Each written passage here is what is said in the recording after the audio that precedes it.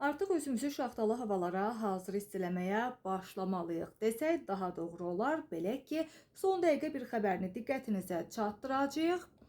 Bugün 2 fevral tarixli və gündəm xəbərin efirində Müsavat.com-a istinadən bir açıqlamanı diqqətinizə çatdıracağıq. Belə ki, Azərbaycan ərazisində Atlantik okeanından gələn və Azor maksimumu deyilən antisiklonlar adətən havanın isti dövrünə, yağış soyuq dövrünə isə qar şəklində yağıntı gətirir. Uzun müddətki Azərbaycan, İran və Türkiyə kimi ölkələrin ərazilərində bu yağıntılar gecikirdi. Hazırda isə soyuq hava kütlələri Türkiyə ərazisində məhz ölkəmizə daxil olur.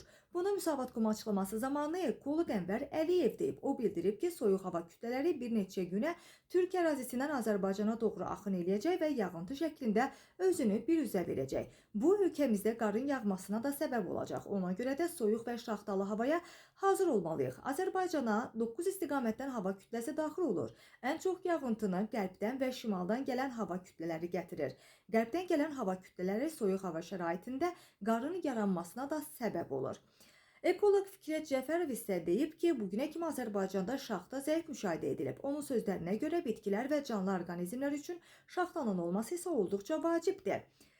Allah eləsin ki, bir həftəlik soyuq havalar Azərbaycana daxil olsun və vəziyyəti yaxşılaşdırsın. Ola bilər ki, Türkiyə üzərindən gələn hava kütlələrinin Azərbaycana doğru hərəkəti zamanı gücü zəifləsin və şaxta olmasın. Sadəcə mənfi temperatur yaratmış olsun.